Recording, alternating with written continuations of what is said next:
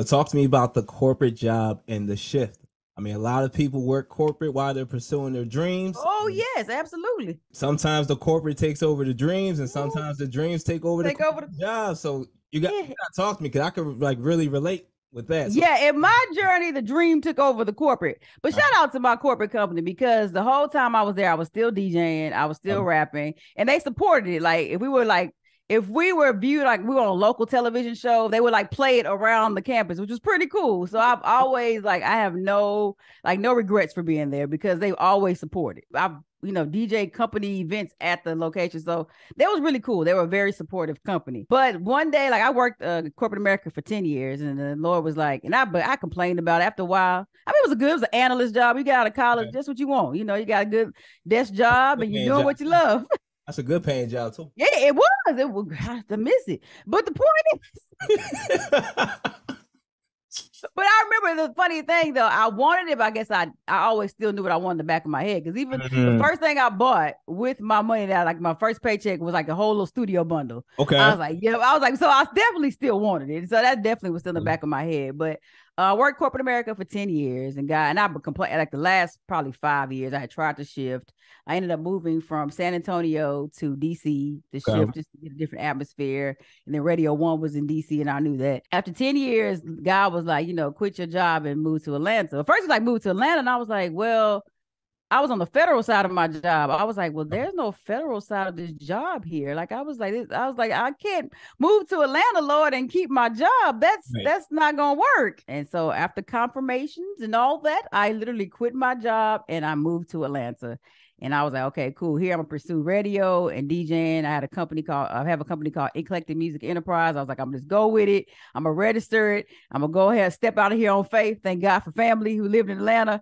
But it just, I'm big on alignment with God. When things align, then I know that's Him. So I asked my cousins, I was like, can I stay with y'all? They were like, yeah, come on. It was like too easy. I was like, okay, Lord, I guess But I mean, when I tell you God has opened some doors and who knew a pandemic was coming, like I didn't know any of that was going to happen. Right. But God is amazing. He sustains and God is good. I mean, He really is. No complaints. Absolutely. I mean, you got to work hard and trust me, it's an adjustment. Like I said, you lose that corporate money and that money that that's coming every 2 weeks. You're like, okay. What am I going to do to get what am I going to do to get this? Exactly. Was there any emotions? I know like when I left okay.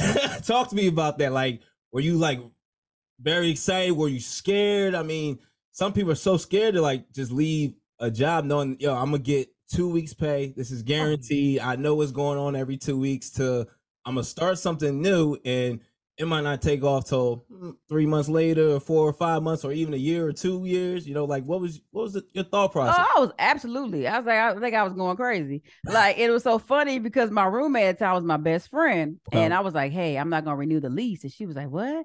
And her dream, she sings opera. I was like, you saying you want to move to New York and I moved to Atlanta. So we were like, we cried and prayed and all that together. Funny, the weekend we moved her to New York and I moved to Atlanta. But I mean, all types of feelings were going through. I'm like, Lord, what am I gonna do if I don't make it? Like it's been trust me, since I've been here, it's been many a nights. I'm like, Lord, did I make the right decisions? It's been many of crying nights in the bed, like, Lord, I just ain't gonna make it. It has been many, many, many of those nights. As I say, this journey is not for the weak, and the weak at heart and the weak at faith.